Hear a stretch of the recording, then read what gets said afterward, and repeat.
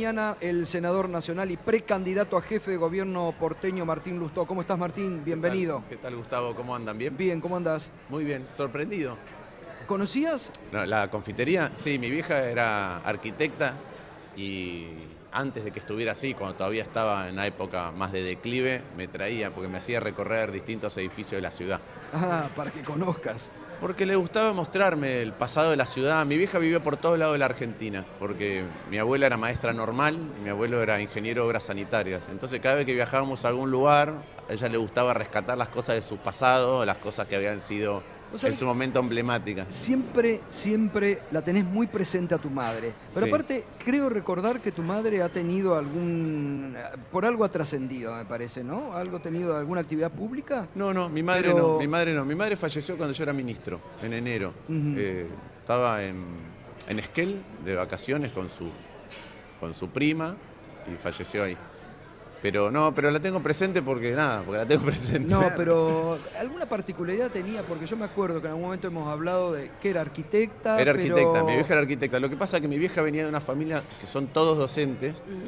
Mi abuelo era ingeniero de obras sanitarias y recorrieron la Argentina con mi abuela y mi abuelo, que trabajaban por todos lados. Santiago, La Rioja, Chubut, Mendoza, la provincia de Buenos Aires. Mi vieja nació en Bernal. La ciudad, vivieron por todos lados. Y así como mi vieja me hacía ver edificios públicos y me llevaba a esto, a confiterías, a distintos lugares históricos, mi viejo hacía algo que yo todavía no lo hago con mi hijo porque tiene 10, pero tengo muchas ganas de hacerlo, que es que una vez por año decía, este fin de semana somos turistas en Buenos Aires. Claro. Y la mirada del turista es distinta, Es ¿viste? verdad, Entonces vas a hacer las sí. cosas que no haces. Tal cual. Porque cuando vivís en un lugar, Lo haces naturalmente, no te Claro. prestas atención. no prestas atención y pasa otra cosa, que por ejemplo cuando vivís en un lugar decís, tal lugar siempre lo puedo ir a ver.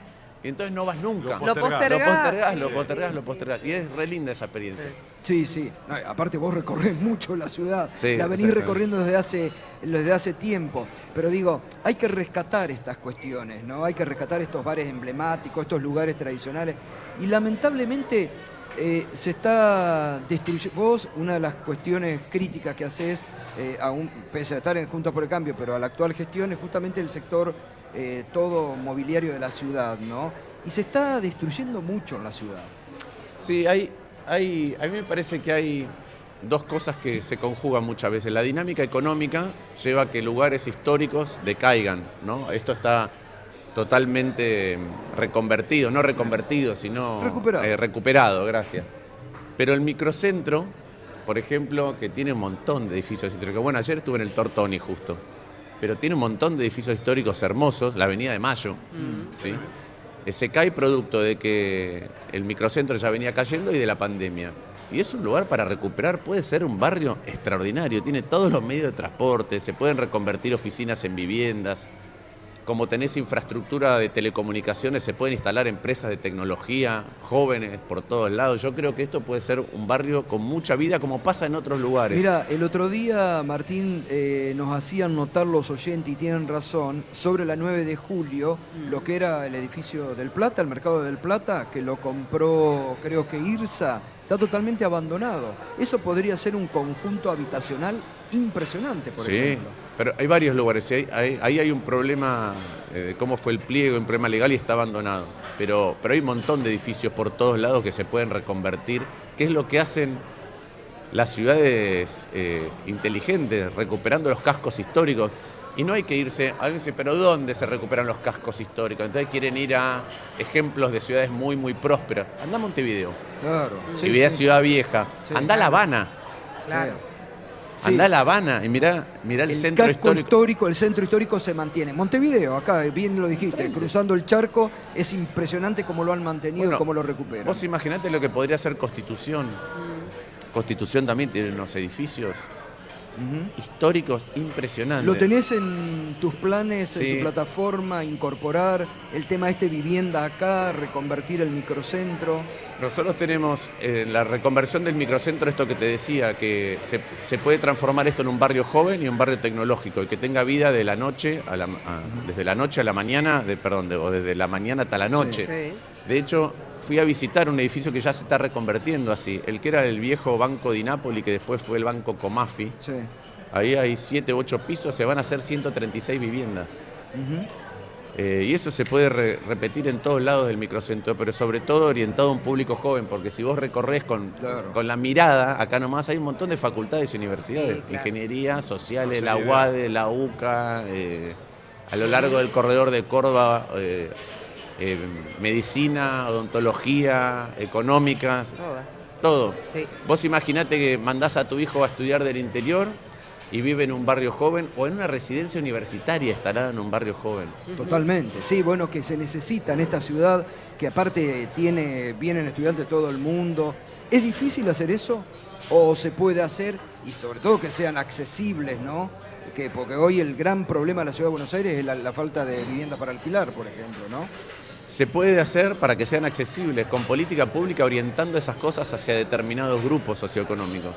De la misma manera que vos decías, hay un tema con cómo funciona la construcción en la ciudad de Buenos Aires que tiene que ver con esto. Vos pensás que hoy no hay crédito hipotecario. Entonces, el que invierte en un pozo es el que ya tiene plata. ¿Y dónde invierte? Bueno, invierte en los barrios donde ya hay plata. Entonces se genera ahí conflictos en términos de altura, de sobredensificación, de modificación de la fisonomía del barrio, y no hay incentivos para construir en zonas menos densamente pobladas, sobre todo en los barrios del sur de la ciudad. Vos pensás, por ejemplo, que en Lugano tenés la Universidad Tecnológica Nacional, 15.000 alumnos.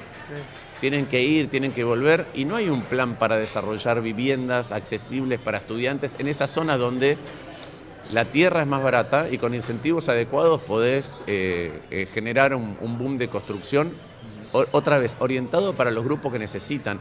Lo mismo Constitución. Constitución tiene el metro cuadrado más devaluado de la ciudad de Buenos Aires. Sí, sí, bueno, y últimamente con todos los operativos narcos que lamentablemente se han hecho, que han realmente al barrio lo han puesto en una escala de valor muy bajo, ¿no? Lo que pasa es que ese es un problema también de... en el siglo XXI, vos no tenés que asignar un problema a un ministerio. Vos decís, che, tengo un problema en Constitución con la inseguridad. No es un problema del Ministerio de Seguridad. Vos tenés que hacer muchas cosas al mismo tiempo. Modificar el entorno, poner más luminaria, tener presencia del Estado no solamente policial, sino presencia del Estado con centros culturales. Tenés que incentivar que invierta el sector privado. Entonces no es una sola cosa. Vos para mejorar la seguridad mejorás el entorno, además de la policía. Es como si yo te dijera, si la inseguridad es un problema, cada decisión que toma el Estado en cualquier área tiene que incorporar ese elemento. Vas a poner una luminaria nueva, ¿dónde la pones? Va a iluminar igual en los dos lados, la ponés donde va a mejorar la inseguridad. Voy a hacer un centro cultural, ¿dónde lo vas a hacer? Donde mejora la inseguridad, porque la cultura que va a brindar es la misma. Voy a hacer inversión en el espacio público. ¿Dónde lo tenés que hacer? Donde falta en materia de inseguridad, porque eso modifica cómo vivimos.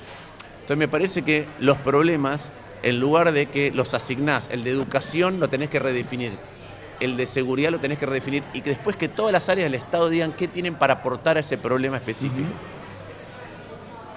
En el 2015 estuviste a punto de ganarle el balotaje a Horacio Rodríguez Larreta. Digo, más allá de cuestiones ideológicas que uno puede tener o que puedan tener con vos siempre te has ocupado mucho de los temas de la ciudad. Vos decís, la ciudad no es mi plan B, ahí tirándole una patadita a Jorge Macri. Pero digo, hoy, ¿qué te diferenciaría de la gestión de Horacio Rodríguez Larreta, aún estando en el mismo espacio, y que decir, bueno, a mí esto no me gusta, hay que mejorarlo o hay que hacerlo diferente? Mira, en primer lugar, eso que decís vos es importante. Nosotros en el 2015 presentamos 32 propuestas. Y cuando perdimos, seguimos trabajando para que esas cosas se lleven adelante. Por ejemplo, la construcción de un polo educativo en Matadero, la historia clínica digital, el sistema único de denuncia, el mapa del delito, eran todas cosas que nosotros habíamos trabajado y que perdiendo no fue que dijimos, no, ¿sabés que ahora perdimos, nos vamos o no queremos dialogar? Nosotros queríamos que esas cosas se hicieran para los porteños y las porteñas. El PRO estableció un método de gestión en la ciudad y ese método es exitoso para algunas cosas. Entonces hay una modificación urbanística significativa, hay obras muy grandes que la ciudad de Buenos Aires necesitaba que se hicieron, hay un método para cuidar el metro cuadrado, la plaza. Ahora, esa ciudad que se transformó tiene toda otra parte que está pendiente y que para nosotros, lo decíamos en el 2015, lo decimos hoy, son la prioridad. Esa ciudad pendiente es la prioridad. ¿Qué es la ciudad pendiente? Esta es una ciudad que tiene muchas desigualdades. Y cuando vos querés abordar esas desigualdades, que se manifiestan, por ejemplo, en que la esperanza de vida en los barrios de las comunas del sur es 7 años menos, repito, la esperanza de vida en las comunas del sur es 7 años menos que en los barrios de las comunas del norte. Y lo mismo se replica para con la mortalidad infantil, para con el desempeño escolar, para con los índices de delitos, con todo. Entonces, cuando vos decís, yo quiero abordar eso, de lo que estás hablando es de mejorar el acceso a la salud, el acceso a la seguridad y el acceso a la educación. Porque esas son las cosas que van a hacer un cambio significativo. Entonces, ¿qué vos tenés que hacer? Que la educación pública sea tan buena que tenga que ser la primera opción de la familia. Yo quiero ir a esta escuela y que eso equipare las capacidades que tenemos todos para después transitar en la vida. Que las comunas del sur, donde la educación, donde la salud es fundamental, porque no tienen cobertura. Yo voy, por ejemplo, a Palermo y hay 200 personas y pregunto quién usa el hospital público y uno levanta la mano. Cuando voy a Lugano o a Soldati, Claro, todos. Claro. Entonces, mejorar la vida de aquel que está en un barrio más desaventajado es mejorar la educación, es mejorar la salud y es mejorar la seguridad.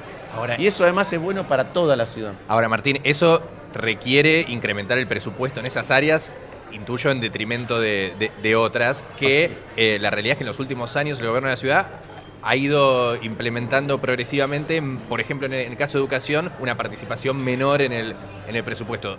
O sea, ¿tu idea es dar vuelta a esa ecuación? ¿Cuál es la propuesta? Mira, nosotros como espacio, como evolución, siempre hemos peleado en todos los presupuestos para que la educación tuviera un mayor porcentaje. Siempre. Y no me cabe ninguna duda que vos tenés que redirigir, vos tenés que priorizar las cosas que transforman la vida de manera permanente y la vida comunitaria. Antes hubo una transformación urbanística, tenemos que transformar, ahora tenemos que hacer una transformación de la vida colectiva. Y eso requiere tener la sensibilidad para ver cómo mira las cosas el otro y cómo las vive el otro. ¿Qué quiere decir eso? Yo no me canso de repetirlo cuando recorro todos los rincones de la ciudad de Buenos Aires. ¿Hay inseguridad? Sí. No es lo mismo cómo se vive la inseguridad. Esta comuna no es lo mismo cómo se vive la inseguridad en Retiro que en Constitución.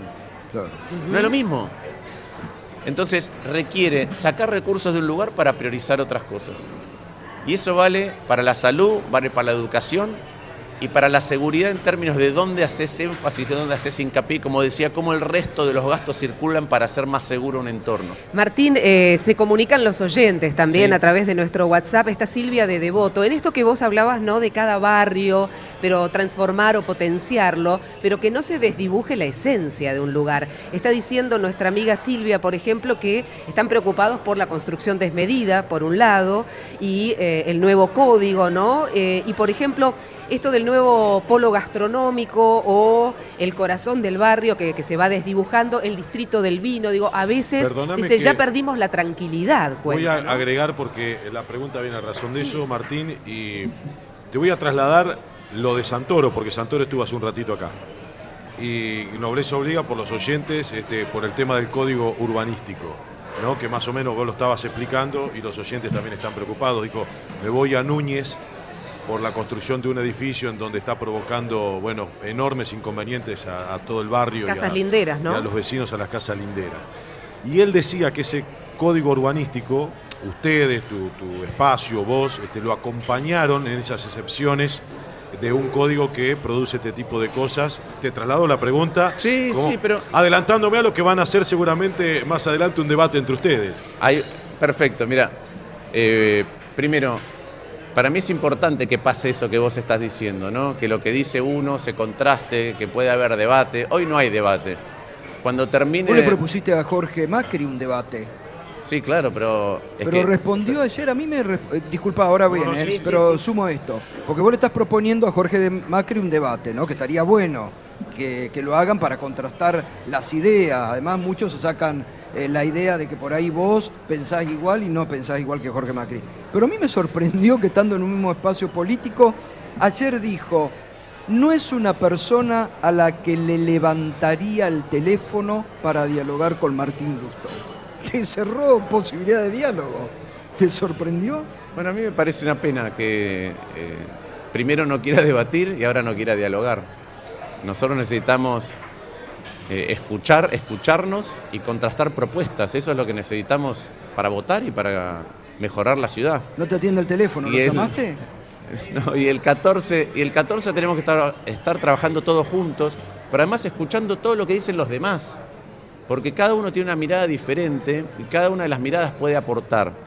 Por eso a mí me parece bueno que vos me decías, che, estuvo Leandro acá y dijo tal cosa, de la misma manera que después, ahora Jorge Macri, que hay paso, no quiere debatir, ¿sí? Pero después vamos a tener un debate, porque es el derecho del ciudadano el debate, es el derecho del ciudadano, y nosotros peleamos inclusive para que estuviera en la ley. Voy a la pregunta de Silvia, creo que era de Devoto y del Bajo Belgrano. El código urbanístico tiene cosas buenas y cosas malas. Nosotros no votamos el código urbanístico, mi espacio no votó el código urbanístico, necesita doble lectura. En la primera nos abstuvimos y en la segunda votamos en contra del código urbanístico. ¿Por qué? Porque el código es una regla general, pero para nosotros ese código necesitaba implementar incentivos para lo que decía antes, cómo desarrollamos las partes que están pendientes. ¿Qué cosa buena tiene el código? Antes vos podías comprarte 3, 4, 5 parcelas, unificar el FOT de todas y construir mucho más. Ahora tiene todo un límite, pero sí hay que revisar el código porque el código permite alturas en lugares en donde estamos viendo que no corresponde. Entonces, Devoto es un caso, hay que reajustar las alturas. En el Bajo Belgrano ya hay un trabajo para modificar el código. Nosotros tenemos que peinar el código que hoy es ley, porque es un código que tuvo doble lectura, insisto, nosotros lo votamos, pero tenemos que repeinar el código barrio por barrio. Este es un tema también muy significativo para toda la política pública. A veces se legisla, esta es una ciudad que, como hablábamos antes, es heterogénea. Es heterogénea no solamente entre un barrio y otro, a veces adentro de un mismo barrio, a veces la misma calle o avenida es distinta 10 cuadras adelante que en este lugar. Entonces necesitas mucho más conocimiento local, mucho más conocimiento local. Y así como el código fue una suerte de homogeneización y regla general, necesitas peinar barrio por barrio.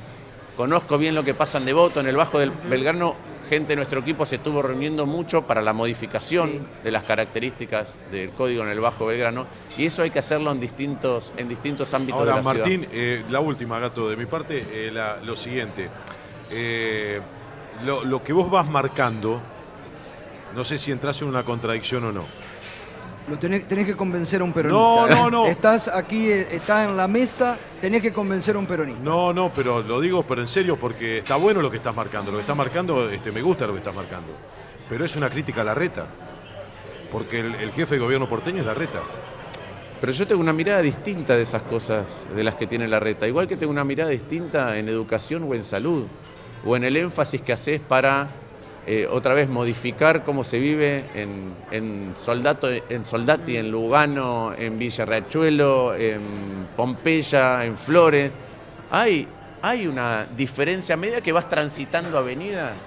Hasta Santa Fe es una cosa, hasta Córdoba es otra, hasta Corrientes es otra, hasta Rivadavia es otra. Se va modificando la ciudad. Y yo creo que no ha habido suficientes énfasis en eso. Y en cuáles son los instrumentos de política pública. Yo a veces veo, no sé, el Parque de la Innovación, que va a conectar con Ciudad Universitaria. Yo creo que ahí se puede hacer una verdadera ciudad universitaria, que puede ser un polo tecnológico de conocimiento extraordinario. Pero esas son las mismas cosas que hay que llevar a otros lugares. Entonces sí, tenemos diferencias, y las tenía en el 2015 y las sigo teniendo ahora. ¿Cuál es si querés, el punto en común? Que yo creo, la verdad, que hay que tener miradas cada vez más amplias sobre las cosas y que las coaliciones tienen la obligación de dirimir estas cosas internamente. Por eso es importante el debate, por eso es importante aprovechar lo que el otro ya hizo. La ciudad tiene un método de gestión. Es verdad que planifica, ejecuta y controla, pero yo quiero que planifique, ejecute y controle en otras cosas. En educación, por ejemplo, nosotros tenemos la mejor educación del resto del país, cuando vos mirás las pruebas, por una historia. Pero 4 de cada 6 chicos en la ciudad de Buenos Aires en 6º grado no saben lengua y matemática como corresponde. Y es imposible que alguien después pueda hacer un secundario encontrándole sentido si no sabe lengua y matemática. Yo tengo un hijo de 10. A veces recorro y me encuentro con padres que tienen hijos de la misma edad que mi hijo que no leen. Me pasó hace poco, estuve en un barrio popular en donde, creo que era Ninta, pero ya no me acuerdo, donde vino un chico y me dijo, ¿me escribís en el cuaderno una nota? Entonces le puse, se llama Maxi, pero no importa el nombre. Para Maxi, campeón del barrio y futuro campeón de Argentina, se fue y volvió y dijo, no leo cursiva. Tenía la misma edad que mi hijo. Se lo escribí en imprenta y tampoco leía imprenta. ¿No? Entonces, la verdad es que a mí, como funcionario, no importa que esté en el Senado, me da vergüenza tener que mirar a un padre a los ojos y decir, ¿por qué mi hijo lee y escribe y el tuyo no? Con lo pedagógico, 100% lo coincidimos, pero después está la infraestructura, tema ratas, el calor que ya se instaló, lo decimos con Gustavo acá, tema ventiladores, aires acondicionados. Ahora, para cámaras de seguridad dentro de las escuelas que ya hay amparos, hay. Mira, tres cosas al mismo tiempo en materia de educación. Primero, nosotros tenemos que trabajar mucho en que hoy el principal indicador de cómo te va a ir en la escuela es cómo es tu familia. Es lamentable, pero es así. Y eso es lo contrario de lo que es la educación pública. ¿Qué quiere decir cómo es tu familia? Si tu familia tiene un buen pasar económico, si alguno de tus padres, si es que vivís en un hogar que no sea monoparental, puede dedicarte tiempo. Si en tu casa hay libros o si tus padres tienen una educación superior, te va a ver mejor. Y la escuela es todo lo contrario, debería igualar. Entonces, ¿qué tenés que hacer? Primero, en los centros de primera infancia, vos tenés que darles capacidad pedagógica, porque una madre, por ahí soltera, deja al hijo o a la hija para ir a trabajar, y ahí está contenido, pero no está empezando un proceso pedagógico. Hoy, casi todos los chicos pueden ir en la ciudad de Buenos Aires a partir de los 3 años a un jardín. Pero no hay un proceso de alfabetización. Vos hoy en sala de 4 y sala de 5, jugando con números y letras, los aprendés. Y después tenés que hacer hincapié en que en segundo grado empiecen a leer y a escribir bien. Antes eran primero.